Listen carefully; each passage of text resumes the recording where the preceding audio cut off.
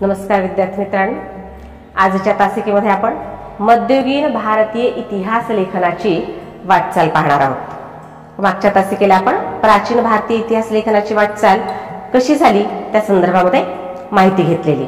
पहा, भारताच्या मध्ययुगाचा काळ हा साधारणपणे इसवी सनाचं 9वं शतक ते 18वं शतक असा संबोधला जातो।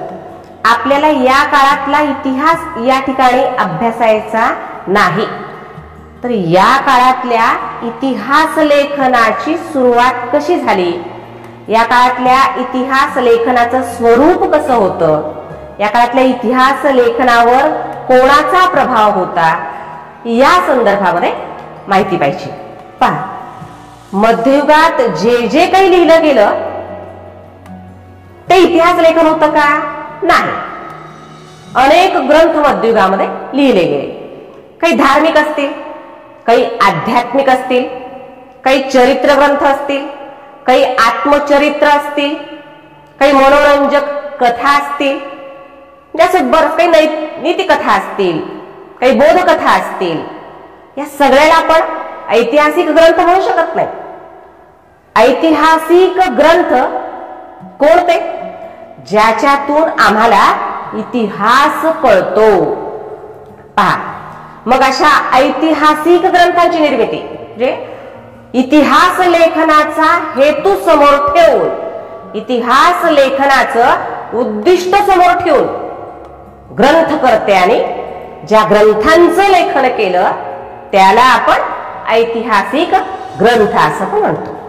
मग मध्ययुगातला साधारणपणे इतिहास लेखनाचा हेतू समोर ठेवून, इतिहास लेखनाचं उद्दिष्ट समोर ठेवून मला ऐतिहासिक ग्रंथ लिहायचा आहे हे उद्दिष्ट समोर ठेवून लिहिला गेलेला सर्वमान्य असा जर कोणता ग्रंथ असेल तर तो आहे कल्हड कवींनी लिहिलेला राजतरंगिणी हा ग्रंथ।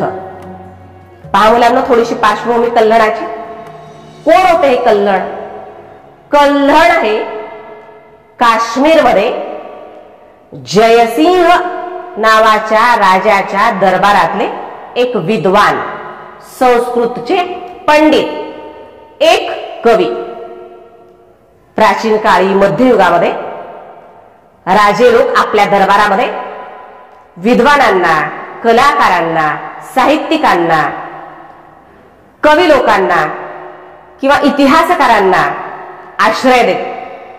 तसा हा एक विद्वान कवी, या कवीने संस्कृत भाषेमध्ये जी कविता लिहिली, अजरामर अशी कविता, त्या कवितेचा जो संग्रह आहे त्याचं नाव आहे राजतरंगिणी।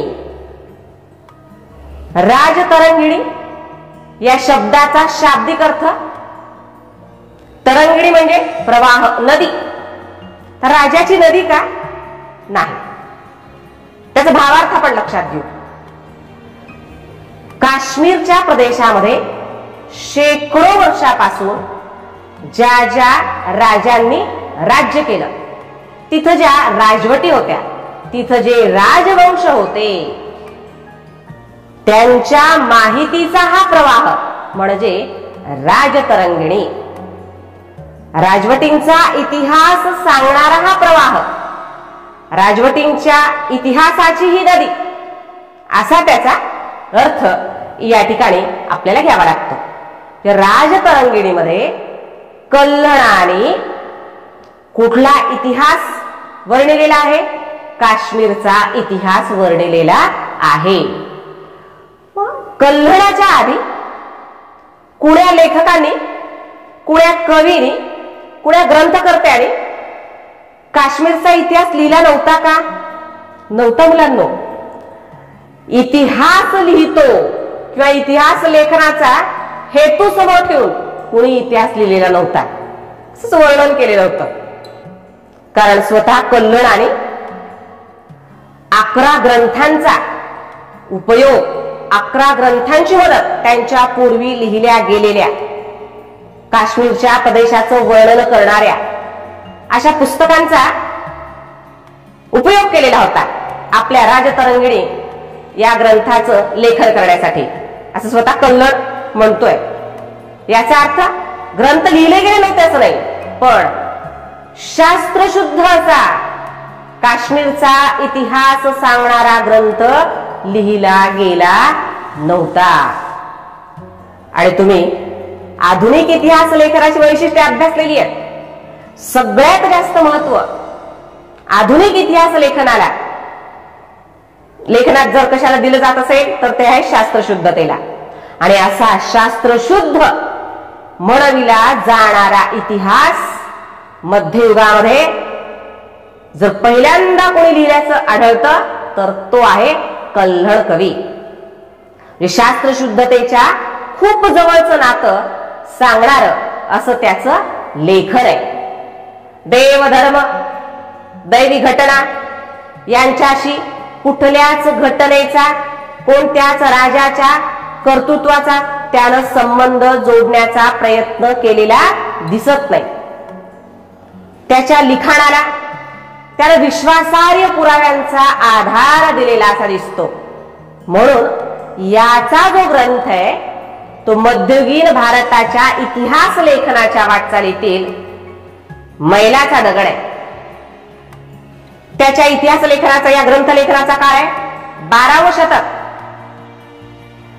त्याचं जे लेखन शास्त्रशुद्ध आहे असं आपण म्हणतोय ते कशावरून, तर त्याने इतिहास लेखनासाठी अनेक त्या काळात उपलब्ध असलेले कोरीव लेख, नाणी, स्थानिक परंपरा, स्मारक, वास्तूंचे अवशेष, वस्तू किंवा राजाच्या दरबारातील अधिकृत अशा, म्हणजे राजाची मान्यता असलेल्या अशा, राजांनी सूचना दिल्यानंतर लिहिलेल्या अशा, केलेल्या अशा नोंदी यांचा त्यानं वापर केलेला आहे. त्या काळातली प्रशस्तीपत्र असतील, बक्षीसपत्र असतील, दानपत्र असतील, अभिलेख असतील, यांचा पण चिकित्सक पद्धतीनं अभ्यास करून त्यानं राजतरंगिणी हा ग्रंथ लिहिलाय. आणि दुसरी महत्वाची गोष्ट, त्या काळात अशी एक पद्धत होती की जे विद्वान, इतिहासकार, जे लेखक ज्या राजाच्या दरबारात आहेत, जे कवी ज्या राजाच्या दरबारामध्ये आहेत, ज्या कृपाछत्राखाली आहेत, त्या राजाची मर्जी संपादन करण्यासाठी, त्या राजाची मर्जी खप्पा होऊ नये यासाठी, आपल्या सवलती राजानं राग आला तर काढून घेऊ नये यासाठी राजाची स्तुती करण्याचा प्रघात त्या काळामध्ये होता. म्हणजे आपल्या बोलण्यातून, आपल्या वक्तव्यातून आणि आपल्या लिखाणातून, शब्दातून कुठंच राजा दुखावला जाऊ नये याच्यासाठी राजावरती स्तुती सुमनं उधळली जायची. त्या काळातला हा लेखक आहे, पण त्याही काळात कल्हणाने अत्यंत निपक्षपातीपणे इतिहास लेखनाचं काम केलेलं आहे. कारण तो ज्या राजाच्या दरबारामध्ये, ज्या राजाच्या कृपाछत्राखाली तो वावरत होता, तो जयसिंह राजा, त्याच्याबद्दल सुद्धा त्यांना अत्यंत सदसद विवेक बुद्धी जागृत ठेवून समतोलपणे त्याच्या गुणदोषांसहित इतिहास लिहिलेला दिसतो. असा कल्हणाने लिहिलेला 12व्या शतकातला, मध्ययुगातला एक ऐतिहासिक ग्रंथ राजतरंगिणी. इतिहास संशोधक रोमिला थापर यांनी सुद्धा या कल्हणाचं एक श्रेष्ठ इतिहासकार म्हणून आणि राजतरंगिणीचा एक श्रेष्ठ ऐतिहासिक ग्रंथ म्हणून कौतुक केलेलं आपल्याला दिसतं. तर या कल्हणावरती आणि त्याच्या राजतरंगिणीवरती एका गुणांसाठी रिकामी जागा किंवा चुकीची जोडी किंवा चौकट पूर्ण करा या स्वरूपामध्ये प्रश्न विचारला जाऊ शकतो. किंवा शास्त्रशुद्ध इतिहास लेखनाच्या दृष्टिकोनातून राजतरंगिणीचे महत्व असा 2 गुणांसाठी प्रश्न विचारला जाऊ शकतो. त्याच्या पुढे जाऊया आपण. इथं लिहिलंय मी, जियाउद्दीन बर्णी त्यानं लिहिलेला तारीख-ई फिरोजशाही हा ग्रंथ। पहा मुलांनो, आमच्या भारतातला जे मध्ययुगाचा काळ आहे, तो मध्ययुगाचा काळ साधारणपणे 3 भागामध्ये विभागला गेलाय। कारण मध्ययुग मी आत्ताच म्हणाले, इसवी सनाचं 9वं शतक ते 18वं शतक। मग इसवी सनाच्या 9व्या शतकापासून ते 12व्या शतकापर्यंत साधारणपणे भारतात राजपूत वंशाचा दबदबा होता। मग त्यात चौहान असतील, राठोड असतील, सोळंकी असतील, परमार असतील, चंदेल असतील आणि 13व्या शतकापासून ते 16व्या शतकाच्या पूर्वार्धापर्यंत साधारणपणे इसवी सन 1206 पासून ते 1526 पर्यंत भारतात सुलतानशाहीचा काळ होता। सुलतानांच्या या ठिकाणी राजवटी होत्या आणि 1526 पासून साधारणपणे 1857 पर्यंत हा मुघल काळ होता असं म्हणायला काही हरकत नाही। आपण 18वं शतक म्हणालो, पण 1857 पर्यंत मुघल काळ होता। म्हणजे 300 ते 325 वर्ष, 1206 ते 1526 हा जो सुलतानशाहीचा काळ होता, त्या सुलतानशाहीच्या काळामधला एक श्रेष्ठ असा इतिहासकार म्हणून जियाउद्दीन बर्णी याचं नाव घेतलं जातं आणि त्याची श्रेष्ठ अशी इतिहास कृती म्हणून त्याचा ग्रंथ तारीख-ई फिरोजशाही याचा उल्लेख केला जातो।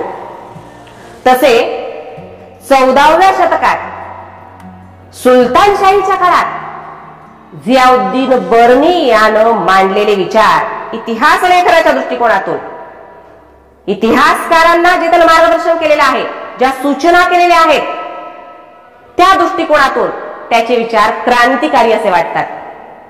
आणि आधुनिक इतिहास लेखनाची जी वैशिष्ट्ये आहेत, त्या आधुनिक इतिहास लेखनाच्या वैशिष्ट्याला अनुसरून असेच त्याने विचार व्यक्त केलेले आपल्याला दिसतात आणि असंच त्यानं त्याच्या ग्रंथाची रचना केलेली आपल्याला दिसते।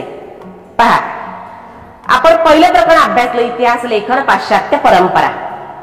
त्या पहिल्या प्रकरणामध्ये वॉल्टेर असेल की ॲलन्स प्रणालीचा पुरस्कार करणारे फ्रान्स मधले विचारवंत इतिहासकार असते।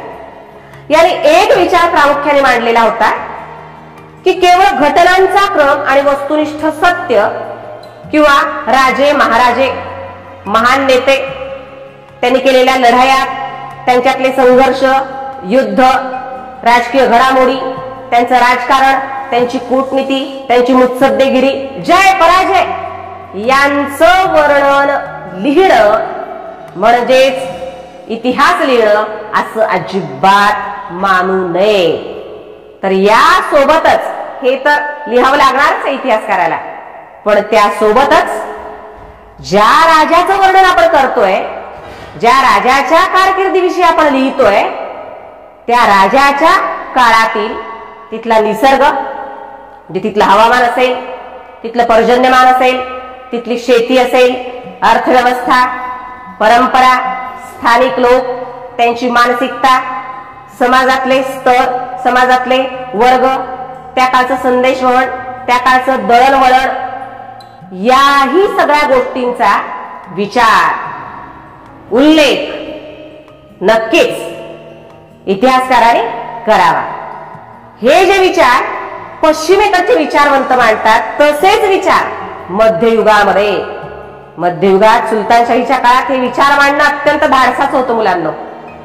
आणि हे धाडसी विचार, हे क्रांतिकारी विचार इतिहास लेखनाच्या संदर्भामध्ये जियाउद्दीन बर्नी मांडताना आपल्याला दिसतोय।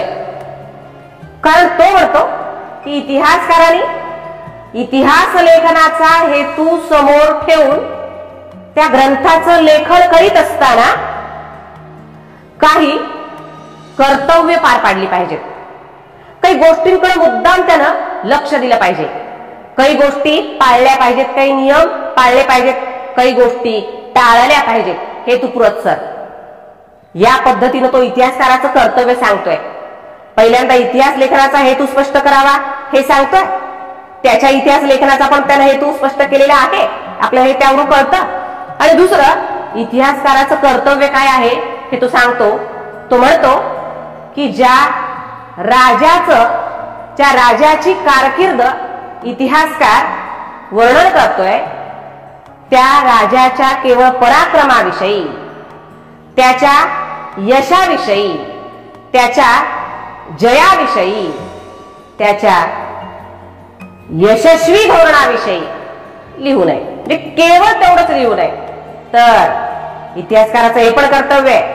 इतिहासकाराला हे पण केलं पाहिजे काय, त्याच्या पराक्रमासोबतच, त्याच्या धोरणांच्या यशस्वीतेसोबतच त्याच्यातले जे दोष आहेत, त्याच्यातले जे अवगुण आहेत, त्याचं जे अपयश आहे, म्हणजे धोरणाच्या संदर्भातलं त्याचं अपयश, त्याचाही उल्लेख करावा. फक्त उल्लेखच करू नये तर त्याचे अवगुण, त्याच्यातले दोष, त्याचं धोरण अयशस्वी करण्यासाठी कसं कारणीभूत ठरले किंवा त्याच्या धोरणातच कमतरता होती, त्याच्या धोरणातच दोष होते का त्या धोरणाच्या अंमलबजावणीमध्ये दोष होते, या संदर्भात पण लेखन करावं, या संदर्भात पण माहिती लिहावी. अशा प्रकारचे विचार जियाउद्दीन बर्णी मांडताना आपल्याला दिसतो. त्याच्यापुढं आपण जे आधुनिक इतिहास लेखनाला अनुसरून त्यानं लिहिलं असं जे म्हणतो त्याचा हा मुद्दा. जियाउद्दीन बर्णी म्हणतो संबंधित काळातील, म्हणजे ज्या काळाचा इतिहास लिहितो इतिहासकार, त्या काळातील विद्वान, अभ्यासक, साहित्यिक, संत महात्मे, समाज सुधारक यांचा सुद्धा इतिहास लिहिला गेला पाहिजे. कारण फक्त राजाचा सर्वसामान्य माणसावर प्रभाव असतो असं नाही. राजाचा तर असतोच, आपण म्हणतो ना यथा राजा तथा प्रजा. राजाच्या प्रभावासोबतच या सगळ्या मंडळींचा सुद्धा सर्वसामान्य माणसाच्या जीवनावर प्रभाव पडत असतो. आपण पाहिले शिवरायांचा इतिहास अभ्यासत असताना. म्हणजे अभ्यासकांमुळं, विद्वानांमुळं, साहित्यिकांमुळं, संत महात्म्यांमुळं, समाज सुधारकांमुळं, संशोधकांमुळं या समाजाला एक प्रकारची दिशा मिळत असते. सर्वसामान्य लोक त्यांच्याही प्रभावाखाली असतात आणि त्यांच्या विचाराप्रमाणे, त्यांच्या विचारांचं, त्यांच्या वर्तणुकीचं अनुकरण करताना ते दिसतात. म्हणून फक्त राजाचाच नाही तर याही लोकांचा त्या काळात, त्या राजाच्या काळात सांस्कृतिक जीवनावर कसा प्रभाव होता त्याचं पण वर्णन करावं. तसं केल्याने इतिहासकाराचं इतिहास लेखन हे परिपूर्ण होण्याची जास्त शक्यता असते, असे विचार जियाउद्दीन बर्णी मांडतोय. आणि या सगळ्या त्याच्या विचारातून आपण हे काढून घेऊ शकतो की त्याच्या लिखाणामुळं इतिहास लेखनाची व्याप्ती ही जास्तीत जास्त विस्तारलेली आहे. त्याला हे जे विचार व्यक्त केले, इतिहास लेखकाची दृष्टी विस्तारण्यास त्यानं भाग पाडलं. इतिहास लेखनातील संकुचितता कमी करायला त्यानं भाग पाडलं. इतिहासकारानं संकुचित विचार करून संकुचित इतिहास लिहू नये, तर त्याची दृष्टी व्यापक असावी. त्याच्या विचाराच्या, त्याच्या लेखनाच्या कक्षा या विस्तृत असाव्या, असा विचार त्यानं मांडलेला आहे. जियाउद्दीन बर्णीवर सुद्धा रिकामी जागा, चुकीची जोडी, ग्रंथ आणि ग्रंथकारांची चौकट पूर्ण करण्यासाठी एक एक गुणासाठी प्रश्न विचारला जाऊ शकतो. आणि जियाउद्दीन बर्णीवर 2 गुणांचा असा प्रश्न विचारला जातो, जियाउद्दीन बर्णीच्या इतिहास लेखनाचा हेतू स्पष्ट करा. त्याच्या इतिहास लेखनाचा काय हेतू आहे ते जो काही मार्गदर्शन आपल्या कृतीतून इतिहासकारांना, आपल्या ग्रंथ कर्तव्यातून इतिहासकारांना करतोय, तोच त्याचा इतिहास लेखनाचा हेतू आहे.